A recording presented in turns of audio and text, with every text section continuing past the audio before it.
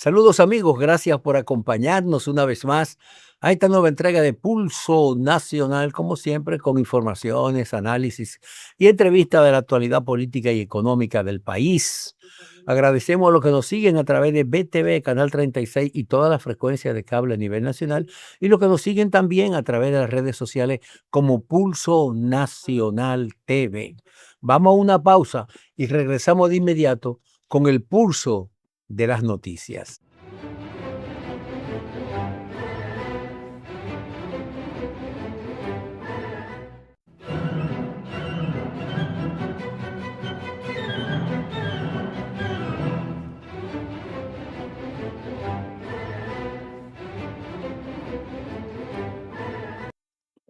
Hola Brita, ¿cómo estás? Muy bien, excelente. ¿Cómo está usted? Bueno, una semana agitada con muchas cosas, muchas informaciones, lamentando siempre lo sucedido en Venezuela.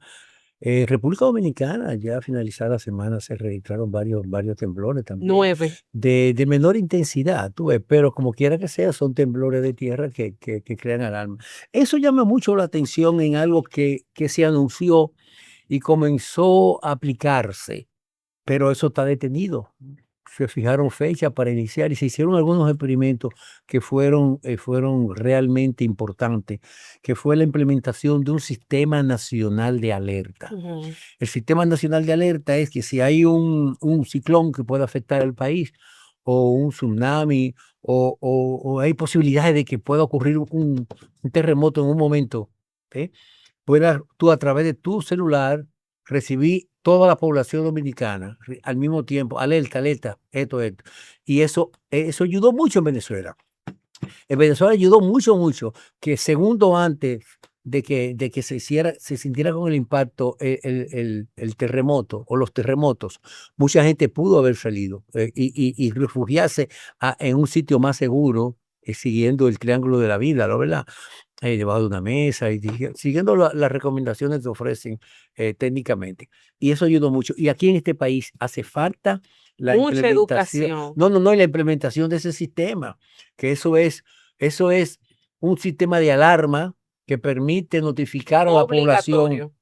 cuando hay cualquier contingencia, un fuego, un accidente, cualquier cosa. Ese sistema nacional de alerta es sumamente importante, una herramienta sumamente importante, porque, Brita, todo el mundo tiene un celular, todo el mundo tiene un Hasta celular. los niños. No todo el mundo tiene No, un y la celular. gran mayoría tiene más de 2 equipos, Sí, más hay de 2 gente que tiene celulares. más de 2 equipos. Sí. Entonces, tú con tu celular recibes una alerta, dice: "Mira, Ujú. está ocurriendo esto", entonces ya, la situación es diferente. Pero la realidad es esta. La realidad es que hasta el momento, los datos han verificado que los datos oficiales han determinado que luego de esos 2 terremotos en Venezuela ya se han sumado más de 3.000 muertos. Más de 3.000 muertos y a raíz de esos 2 terremotos, aquí en República Dominicana se han alertado 9 temblores, específicamente en la parte este de la República Dominicana. Luego de esto vienen a promoverse en los medios de comunicación y también en las redes sociales programas de educación, que es muy vital que se practique en todas las instituciones público y privada, especialmente cómo las personas tienen que comportarse ante cualquier alerta sísmica. Algo que me llamó la atención también fue un grupo de personas que quisieron saber el fenómeno del comportamiento de un tsunami. No recuerdo exactamente dónde fue. ¿Cómo usted se va a sentar frente a un malecón para ver cómo se va a Esa desarrollar el inconsciencia. comportamiento de ese fenómeno tan impactante? Entonces, ahí es que entra la conciencia de la educación, específicamente con relación al tema de los terremotos. O sea, no es que si en la parte plana, salirse de una edificación sea lo más conveniente, no. En caso de que no le dé tiempo de salir, qué parte de su cuerpo debe de cubrir, qué no, qué herramientas de primeros auxilios, usted debe de tener listo, equipado en un botiquín de emergencia para cualquier tipo de situación. Entonces, en este caso, maniobrar y fortalecer este tipo de alertas de cualquier tipo de fenómeno atmosférico que es muy habitual que se dé en estos tiempos de calor. Precisamente en estos tiempos tan calientes, que es donde más se dan estos cambios climáticos que vive afectando especialmente a la parte de Centroamérica y el Caribe. Mira, realmente es así. Hay una serie de recomendaciones que se hacen para que la población la tome en consideración a la hora de enfrentar cualquier evento catastrófico como este. En el caso de los terremotos no hay tiempo. Realmente eso ocurre en segundos.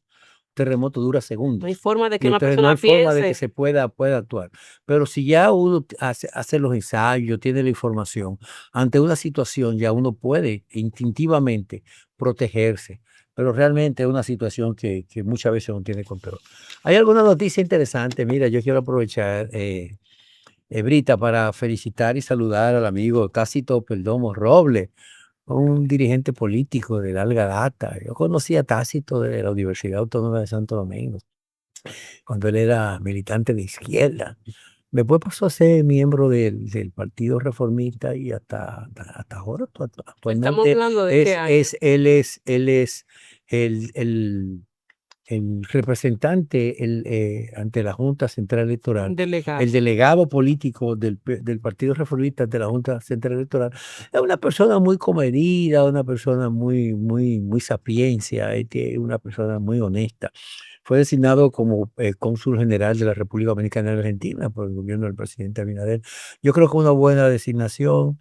Es una persona que puede realizar un buen trabajo a favor del país, porque una que tiene un compromiso con el país. Yo quiero felicitar al amigo Claro que sí, Tácito se lo Perdomo, merece. quien estuvo aquí recientemente en Pulso No, Nacional. él es Siempre aquí fiel, fiel invitado, era un invitado nuestro especial. de mucho tiempo. Mira, hay un tema, Brita, que me llama poderosamente la atención, A y ver. es la situación creada con la entrada en vigencia del nuevo Código Procesal Penal, del Sí, hay un tema Código con Penal. eso, que han querido un grupo que se aplace durante 6 meses y otros que se oponen. Pero, ¿qué piensa usted en No, lo este que caso? pasa es, mira, lo que pasa, Brita, es lo siguiente. El código tiene más de 20 años, casi 30 años Sin en modificarse. el Congreso Nacional tratando de modificar el código, porque el código que está vigente es un código napoleónico que tiene 200 años. Es un código que está completamente desfasado. Entonces, si vienen haciendo esfuerzos para actualizar el Código Penal de manera que una serie de delitos y, y- Condena. y- y- y una serie de situaciones jurídicas que se han registrado no están consignadas en ese código, incluso la pena acumulada, los delitos de tecnología, como ahora mismo sucede con el internet y las redes sociales, ese tipo de delitos, contemplarlo ahí con el uso de las frecuencias digitales. Pero entonces se aprobó, después de mucho tiempo y mucho batalla, se aprobó el nuevo Código Penal. Pero ¿qué sucede? Que se estableció un año antes de su aplicación para que los abogados lo conozcan, para que los jueces lo conozcan, para que todas las personas que pueden ser afectadas conozcan la nueva herramienta que se va a utilizar para considerar ya los asuntos penales en la justicia. Pero la entrada en vigencia de este código ha abierto un debate. Se supone que dentro de 2 meses debe ya entrar en vigencia el código. Sí. Dentro de 2 meses. Ese fue el plazo que se estableció, un año que se cubre en octubre.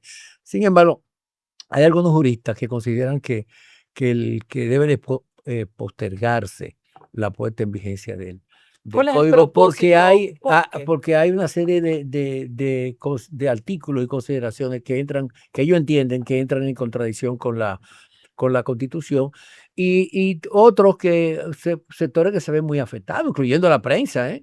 La Sí, prensa la y, libertad de los expresión. médicos Ujú. se ven afectados en eso.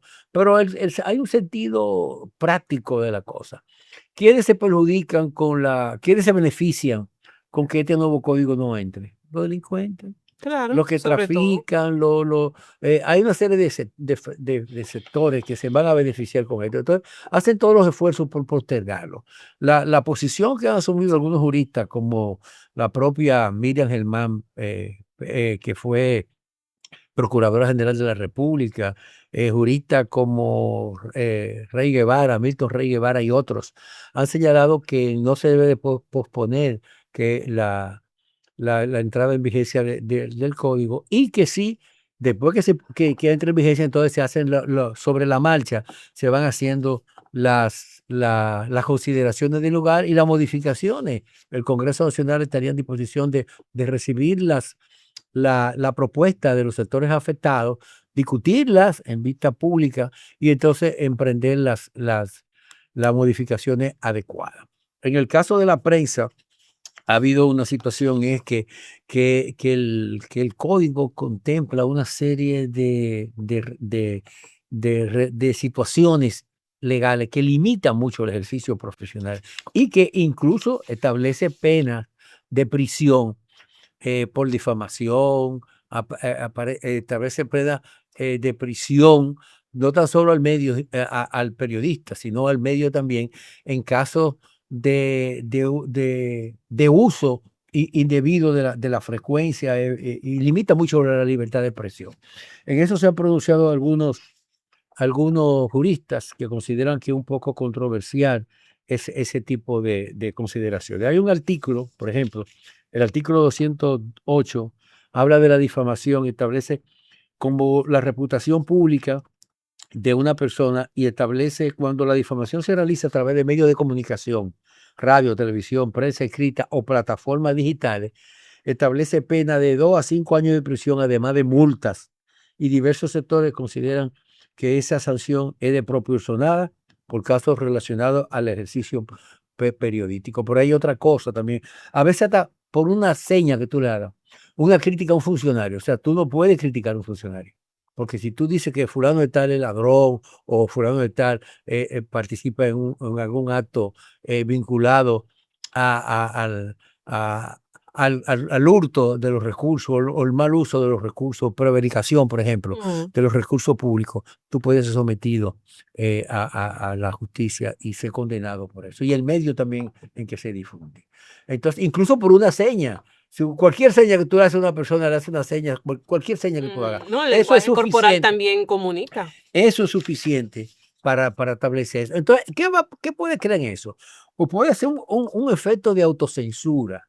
Los medios van a tener temor ahora de señalar una crítica o de hacer un señalamiento Un o un análisis, análisis o compartir una información por temor a ser sancionado. claro. Y eso no debería de ser. Entonces, tanto la Asociación de Diarios de Dominicana como el Colegio de Periodistas y otras instituciones han pedido ya para que eso se revise. Y Claro, estamos de debe de acuerdo ser con que revisado porque en caso de que se materialice, entonces ya no existiría lo que conocemos hasta el momento, la libertad de expresión, que incluso hay no, una ley porque sustentada que es la ley 6132, es eliminándose totalmente lo que representa la libertad de expresión, que representa al ciudadano, a los artistas, a los comunicadores en general. mira, algunos especialistas consideran que la redacción no es suficientemente clara de estos artículos.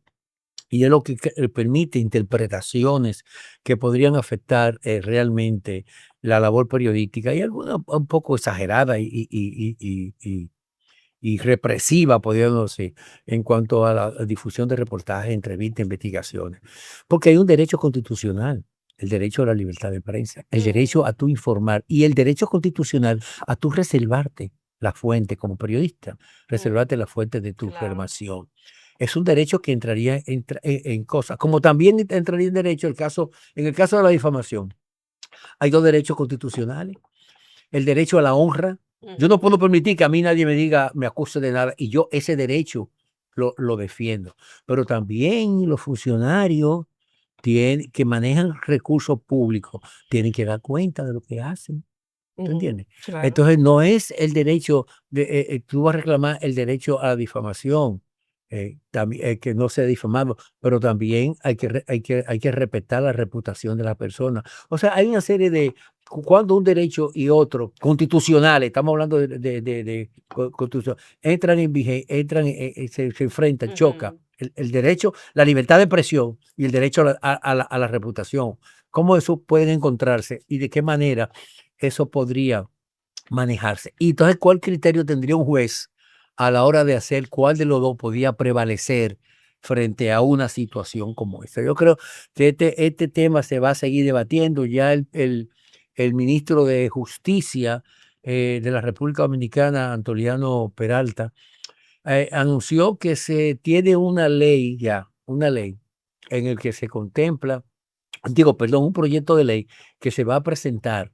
Y lo ideal sería aprovechar estos 2 meses que falta para la entrada en vigencia del nuevo Código Penal para hacer las enmiendas, con tiempo suficiente hacer las enmiendas, de manera que cuando entre ya sea un código que se pueda aplicar y que no corregir alguna de estas distorsiones. Él dice que hay un proyecto de ley que contempla esas modificaciones en cuanto a la difamación, al chantaje, la injuria, el efecto de la autocensura y algunas limitaciones que contempla el nuevo código, que podían entrar en, en contradicción realmente con lo que es el ejercicio periodístico en este caso. Pero también los médicos se quejan de que la pena que le ponen a los médicos en el caso del uso de medicamentos y la Sí, cualquier aplicación de responsabilidad procedimientos, profesional, una claro. responsabilidad. O a mí me causó asombro cuando yo vi un médico esta semana en un programa de televisión diciendo, yo prefiero que se muera el paciente antes de yo hacer algo para quedar preso. Eso es grave. Eso es grave, porque usted Incluso, como médico claro, tiene una responsabilidad. Usted no puede, está bien de que usted tiene derecho a hacer un buen ejercicio profesional, pero si ocurre cualquier situación no prevista, usted no puede poner en peligro la vida de una persona que ha confiado en usted para aplicarle un es que procedimiento hay un de salud. juramento Hay un juramento también, hipocrático que juramento. no se cumple, pero sí hay otro juramento que es la pausa comercial y regresamos de inmediato. Claro que sí.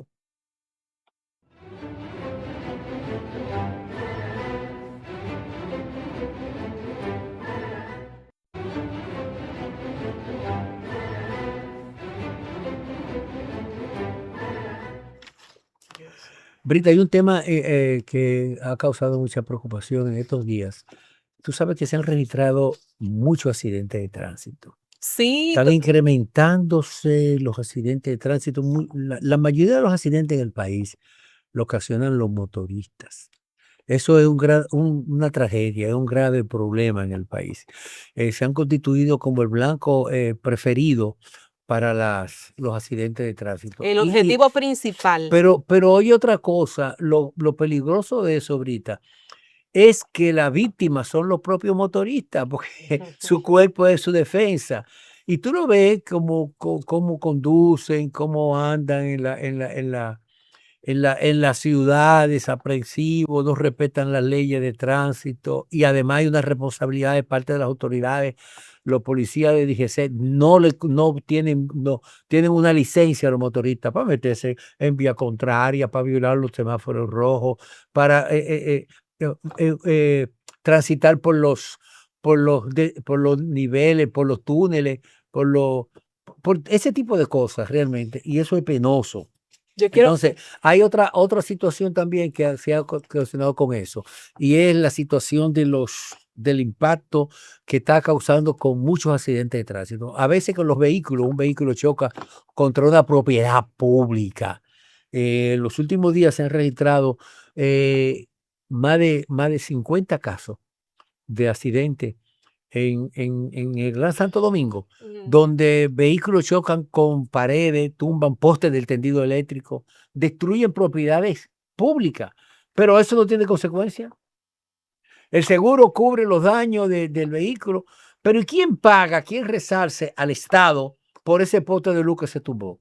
¿Quién resarce al Estado por una baranda en un puente que un vehículo chocó y la destruyó? ¿Quién resarce al Estado por los daños ocasionados al bien común, al bien de todos? cuando suceden esos accidentes que destruye un parque, una propiedad pública, eso tiene que tener una consecuencia. La persona involucrada, los vehículos involucrados en ese accidente deben de cubrir esos gastos. Y lo deben de cubrir porque hay que resarcirlo. Entonces yo creo que llegó el momento que se legisle en ese sentido, si no es que no hay legislación, yo no sé, yo no soy abogado, pero si no hay legislación, debe de crearse un reglamento, una legislación, de manera que la policía de AMEC, cuando van a reportarse un accidente, que verifiquen dónde ocurrió, que registren también los daños que ese accidente ocasionó a la vía pública y al bien común de la ciudad donde se ocurre ese incidente, de manera que pueda ser resarcido los daños que se ocasionan. Y eso es algo que hay que hacerlo. Y tú dirías, bueno, eso es algo sencillo, algo que no tiene mayor importancia. Sí, tiene mucha importancia, porque es una forma de que los recursos que maneja el Estado realmente se utilicen en lo que debe de ser. Y alguien tiene que responder por esos daños. Yo le voy a decir una cosa partiendo de ese tema que usted está hablando. Em, Tenemos que también tomar en cuenta el sector empresarial, que es el que suple a los motoristas de tener ese tipo de vehículos. En los campos, cuando usted se desplaza a cualquier campo de República Dominicana, se va a dar cuenta que hay muchos menores de edad que tienen su motorcito.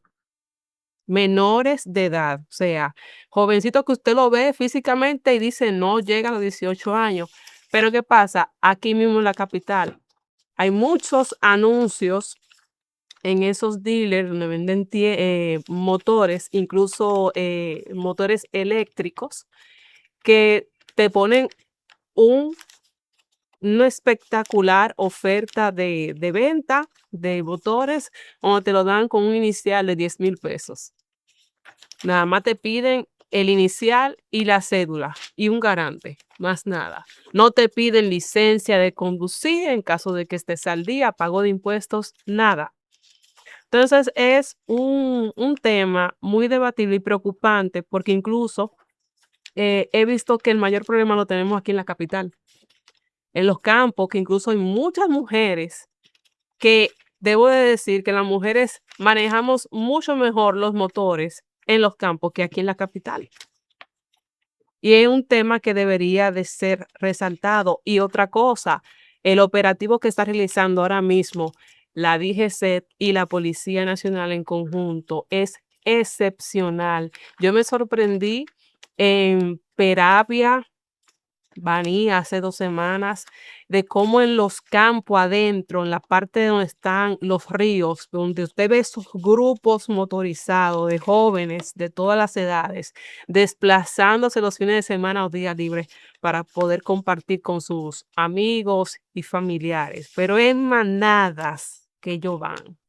Entonces, había un grupo que se estaba desviando y no nos dábamos cuenta el motivo, y más adelante nos dimos cuenta que ahí habían dos tremendas grúas paralizando todos los motoristas que cruzaban en las dos vías para precisamente hacer el levantamiento si estaban al día con o los papeles, el casco protector y todo lo que conlleva la ley de Mira, tránsito. definitivamente uno de los grandes retos que tiene la administración del presidente Abinader es enfrentar a esa situación. Hay que definitivamente enfrentar la situación del tránsito en la República Dominicana. Y hay factores de peso para eso. República Dominicana es un país que se promueve, se vende como un destino turístico. Nosotros recibimos aproximadamente 11 millones, se contempla que para este año quizá lleguemos a 12 millones de turistas, lo que significa que es un aporte significativo y importantísimo, que nos coloca como el segundo país de mayor receptividad turística en el hemisferio después de México, lo que significa también que tenemos que prepararnos como un destino turístico. Pero el que viene aquí a la ciudad, que llega un turista que llega a Santo Domingo, llega al aeropuerto, que no tiene forma de cómo conseguir un vehículo público que lo transporte a su hotel, porque es un caos. que visualice y ve cómo transitan las voladoras, los carros públicos, los motores, realmente no queda con una impresión, la mejor impresión del país, ni con una impresión de seguridad de que pueda su vida estar segura en un destino como este. Entonces, no tan solo para el extranjero, para los que vivimos aquí, los dominicanos. Yo creo que llegó el momento de enfrentar la situación del tránsito en la República Dominicana, pero centrarlo con medidas drásticas, con medidas fuertes, hacer un control definitivo. El gobierno ha hecho un esfuerzo extraordinario, hay que reconocerlo, en la ampliación de creación de circunvalaciones, mejorar algunas avenidas, crear casos como lo que están haciendo ahí en Pintura y en la Plaza de la Bandera. Eso son soluciones viales importantes que va a Ujú. contribuir con el flujo de vehículos. Pero hay que tomar medidas radicales. Hay que enfrentar a los motoristas, que es el gran problema, porque no es tan solo la vida del motorista, es lo que le cuesta a mí como contribuyente, como ciudadano, ese desorden. Porque cuando un motorista se accidenta, ¿a dónde va el motorista accidentado? A un hospital público. Y cuando un accidente de un motorista, se estima un promedio de 70,000, 100,000, 200,000 pesos, cuesta los procesos en hospitales como el de Ariel Recuperación, Contreras claro, y y en asistencia. otros hospitales traumatológicos. ¿Y ese dinero dónde sale? De los contribuyentes. Entonces nosotros estamos pagando ese dinero de esa imprudencia de muchos de esos motoristas. Yo creo que la situación se ha salido de control y las autoridades ya no tienen capacidad para controlar esa situación con los motoristas. Y no piense que quiero cargarle la culpa solamente a los motoristas. Es Hay una también responsabilidad es de una todos, responsabilidad claro. colectiva a otro medio de transporte, como la voladora, los carros del concho, que es un sistema obsoleto que debió desaparecer hace mucho, y crear las rutas que se están haciendo, los corredores. Esa iniciativa de los corredores fue muy buena, empezó muy bien y de hecho está funcionando muy bien en la Winston Churchill, en la Avenida Independencia, en algunas otras avenidas, pero hay que seguirla ampliando. Pero cuando se ponen los autobuses de los corredores, hay que sacar los carros públicos y hay que sacar a los motoristas de esa Ujú. ruta para que la gente establecer paradas fijas, donde tienen que quedarse cada persona. Numerar la parada. Yo me quedo en la parada 15, yo me quedo en la parada 23 y sea ahí. Entonces tú te quedas la más próxima a tu destino. No di que, chofer, déjame aquí porque esta es mi casa, déjame en la puerta de mi casa. Sino organizar un sistema de tránsito que garantice una movilidad apropiada con seguridad. Es un gran reto y hay que hacerlo y hay que enfrentarlo. No podemos realmente distraernos más en eso y el país lo necesita, esa situación. ¿Sabe En el qué? caso de los motoristas es un caso grave, es un Claro. caso extremo, pero también lo hay con otros sectores que debe de hacerse. Pero lo bueno es que luego de estas demandas que se iban repitiendo constantemente sobre el problema de los motores, siempre es bueno hablar también de propuestas, de programas que realmente sirvan de apoyo social. Entonces, este país tiene 3 fechas significativas para las visitas de turistas. Está la fecha de Semana Santa. Turismo interno, ¿tú te refieres? Sí, el flujo de visitantes en Semana Santa, ya sea incluso hasta de dominicanos que vivan en el extranjero, también ahora el verano, vienen muchos extranjeros a poder disfrutar de nuestras playas, ¿verdad? Pero también en diciembre. En esas 3 fechas significativas es donde también se dan los mayores números de accidentes de tránsito. Entonces, en este caso, como lo que nos representa es el turismo, se debería de implementar un programa de turismo motorizado. O sea, se ve, me imagino lo chulo que debería de ser. Un grupo de una comunidad que tenga diseños, ¿verdad?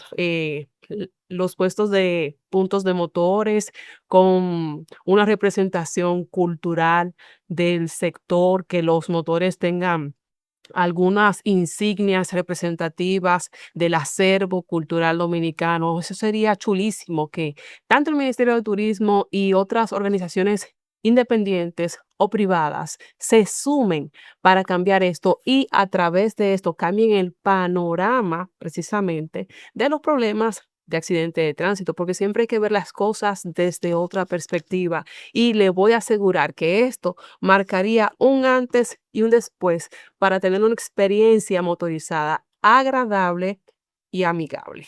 Pero mira, hay que restringir ya también la importación de vehículos. Y no me refiero Sí, solamente a motores, sino vehículos. Hay una saturación de vehículos. Lamentablemente aquí los bancos acostumbran a hacer feria de vehículos y venden 6.000 millones, ¿cuántos miles de millones de pesos financiando vehículos? Pero llegó el momento en que hay que restringirlo. Parar la importación de vehículos por 3 años, por 5 años, porque el parque vehicular ha crecido de una manera exponencial. Sin embargo, ya las calles, por más que tú amplíes una calle y mejores la vía de tránsito, se saturan de la cantidad de vehículos. Antes se hablaba, bueno, a las 5 de la tarde, la hora pico, no, ahora la hora pico es el día completo, a cualquier hora de la mañana, de la tarde, de la noche, hasta de la madrugada. Tú ves muchos vehículos transitando en las ciudades se congestionan. Entonces eso hay que resolverlo. Entonces yo creo que es momento en que las autoridades miren hacia un estudio amplio, que yo creo que se han hecho mucho, la aplicación ya de medidas concretas para resolver los problemas viales del país. Es necesario que mejorar el asunto del tránsito. El gobierno inició ya la licitación del monorriel de Santo Domingo. Eso puede ser también una contribución importante. La puesta en vigencia, en circulación ya del metro que llega hasta los Alcarrizos. Esto también contribuye a disminuir muchos vehículos que transitaban a esas horas pico, congestionando aún más el tránsito y la ampliación del teleférico y otras facilidades ayudan, pero no es suficiente. Hay que restringir el uso de los vehículos. En una ocasión yo recuerdo que los vehículos circulaban por número de placa, los impares un día y los pares otro día, para restringir ya la congestión que hay en el país de los vehículos. Bueno, esta semana entró en vigencia, Brita, el aumento del cobro de la transferencia, tanto en cheque ay, como, pero o eso sea, está ya de 0.15 a un 0.20%. O treinta sea, y tres por un ciento no, sí, hasta por no, transacciones. eso aumentó. Tú pagabas un 0.15, ahora vas a pagar un 0.20. Eso fue una parte de las medidas que se implementaron para los ajustes de la crisis fiscal del gobierno. Bueno, pero vamos a una pausa porque tenemos mucho más en Pulso Nacional.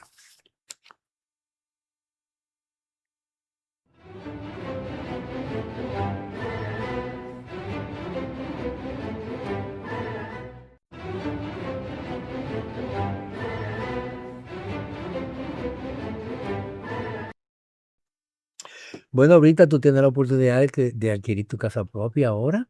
Tú que tienes el deseo de adquirir tu casa, tu vivienda, ¿Qué porque el tenemos? Banco de Reserva anunció al inicio ya de su Expo Hogar.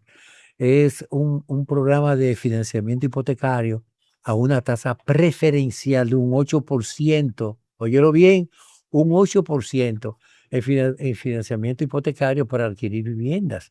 Es un gran atractivo, muchas personas de clase media y de clase media baja y otros sectores que aspiran, todo el mundo aspira a tener una vivienda, una casa propia.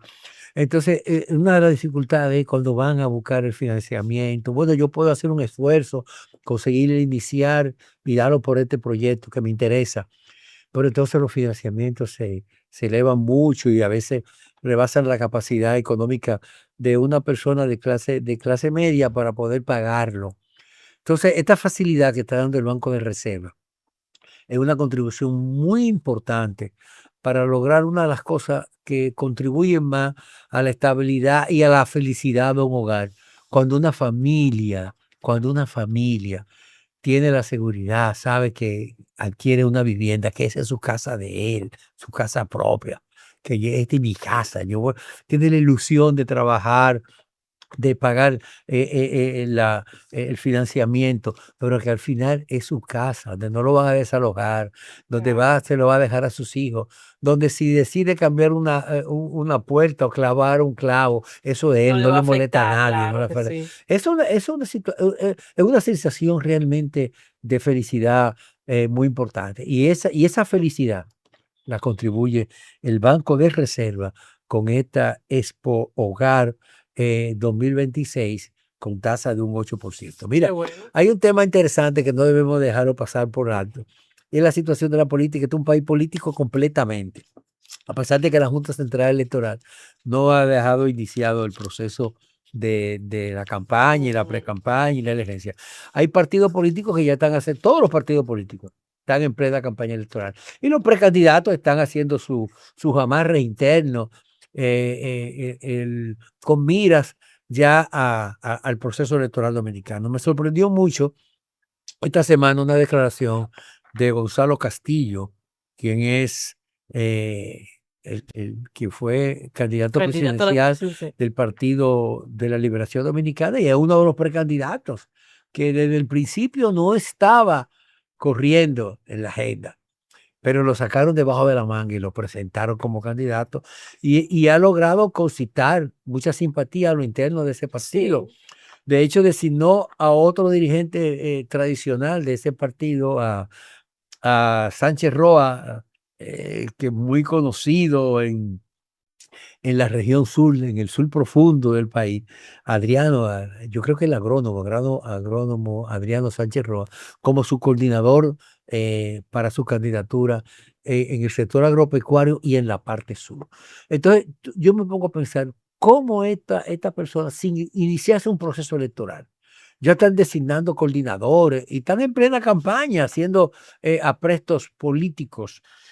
A pesar de que la Junta Central Electoral, y en esto sí hay que reconocer a la Junta, hizo un llamado al propio Partido de la Liberación Dominicana esta semana, que fue un revés para las candidaturas de ese partido, diciendo que esa reunión que ellos están haciendo y ese proceso interno disfrazado de cogencia de candidatos no será reconocido por la Junta Central Electoral y que esa selección que ellos anuncian para el próximo octubre tampoco cumple con el calendario ni los requerimientos establecidos por la Junta Central Electoral para el proceso que ha de realizarse en el año 2028. Y eso es bueno que se haga.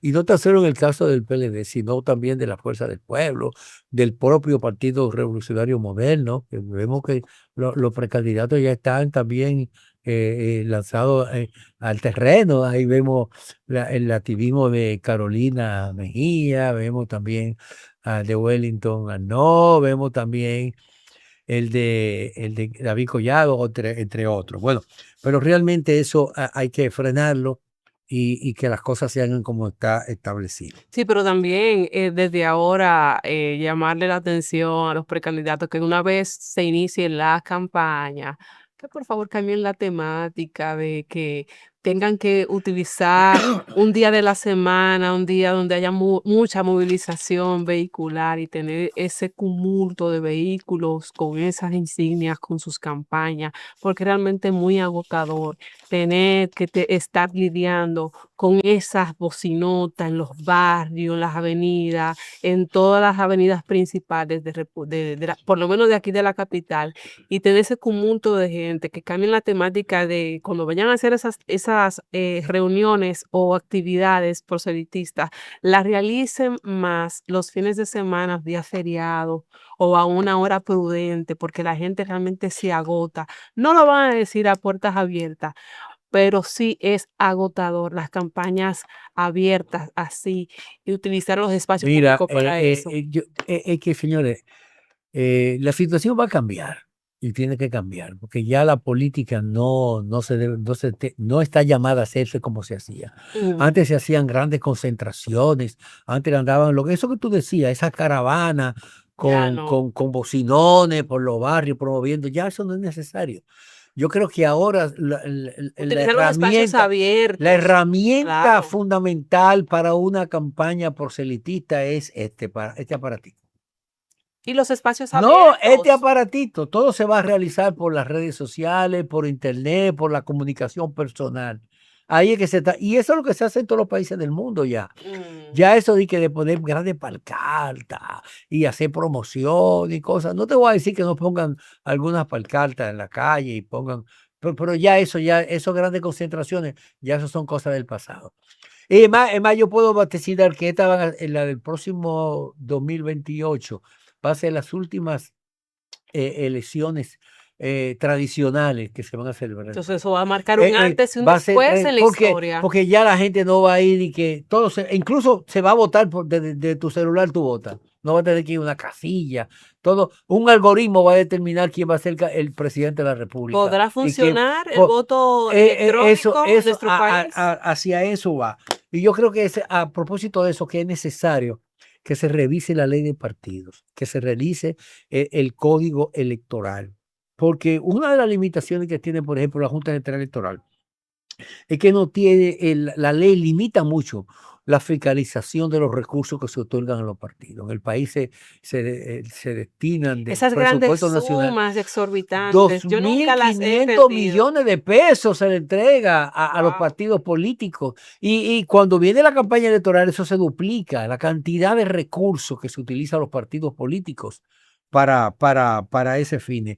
Entonces, la Cámara de Cuentas, que es la que está llamada también a auditar a los partidos políticos, nunca la ha hecho, tiene décadas que no se hace una auditoría en los partidos políticos. Los partidos políticos reciben dinero del gobierno, reciben dinero, digo, de los contribuyentes del Estado a través de la Junta Central Electoral, reciben dinero de Hay que contribuyentes transparentar y de eso. empresarios, reciben dinero de todo el mundo. Usted sabe que hasta del narcotráfico Mm, y dineros ilícitos los recibe el partido político. Pero no se rinde cuenta. Pero no es decir, bueno, yo recibí tantos millones y lo gasté en esto. No, es que se audite, que se vea si realmente se utilizó para eso mm. y en qué se utilizó ese dinero. Pero la fiscalización de esos recursos está muy limitada por ley a la Junta Central Electoral. Todavía la Junta quisiera hacerlo, está limitado. Entonces yo creo que llegó el momento en que eso debe de ser enfrentado, eso Sí, debe de ser modificado para que haya una mayor transparencia del uso de los recursos. claro. Incluso cierto tipo de limitaciones. Porque, señor, ¿y cómo va a ser de que para que la Junta Central Electoral establezca un tope? Tú quieres ser, por ejemplo, candidato a diputado y te permiten utilizar 30 millones de pesos para tú promover tu candidatura a diputado. ¿Cómo una persona va a invertir 30 millones de pesos para aspirar a ser diputado y cuando gana la diputación va a recibir en los 4 años 16 millones de pesos de salario? Eso no tiene sentido. Mm, Más de la mitad de lo que tú inviertes en tu salario, eso se esconde otra cosa y se presta a otra cosa. claro. Entonces yo creo que esas son las cosas que debemos de mirar. Esos topes son demasiado elevados. Además, sacan a una persona de competencia. Porque si dice, no, un abogado puede aspirar, un abogado puede utilizar hasta 30 millones de pesos. Pero tú quieres ser abogada, pero tú no tienes 30 millones de pesos. Entonces tú no puedes competir con un rifero o con un vendedor de gas o un cosa de eso que son la mayoría que están en los puestos congresionales. Una gran cantidad de ellos están en puestos congresionales que sí maneja muchos recursos y recursos muchas veces que no pueden explicar. Entonces es una situación que debe de fiscalizarse, una situación que debe de esclarecerse y revisar esos topes para que haya una competencia mucho más fluida y Transparente, claro. transparente. A propósito de políticos, esta semana me sorprendió una declaración también de Gonzalo Castillo, el penco, Mm, quien dice que él está siendo víctima de persecución política. puede ser. Porque él tuvo él está implicado en un caso de corrupción, ¿no? ¿Verdad? De 41 mil millones de pesos. Y un juez lo exoneró. Entonces, el Ministerio Público apeló esa situación. Y él dice que esa apelación es una persecución política. Ay, Jesús. Entonces, no, el Ministerio Público hizo bien. Wilson Camaño hizo bien al apelarlo. Porque es que eso es un derecho primero. Entonces él tiene que demostrar en un juicio de fondo que esas acusaciones no son ciertas, pero no descartarlas así alegremente. ¿Cuál persecución política cuando las implicaciones que le han hecho ustedes es realmente implicaciones de manejo de recursos públicos que él manejó cuando él era ministro de de obras públicas en el gobierno pasado. Entonces, realmente esas son cosas que deben de aclararse y de ponerse con claridad. La cosa de la política en este país es así. Vamos a una pausa porque hay mucho más en Pulso Nacional.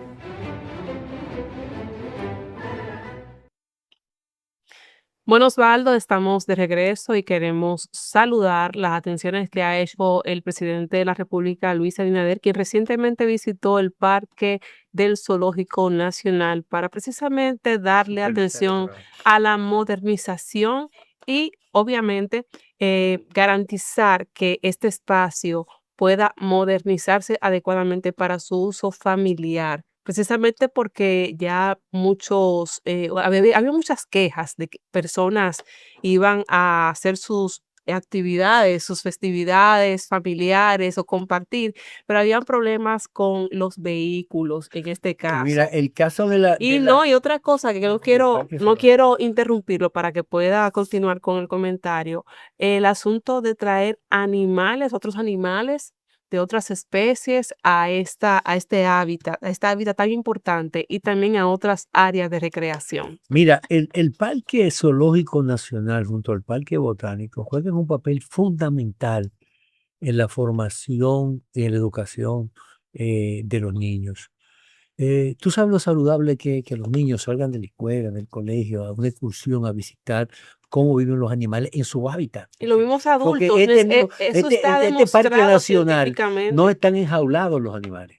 Están en su, su en su hábitat. hábitat, Ujú. con protección, la verdad, de que no se van a escapar, pero tienen espacio.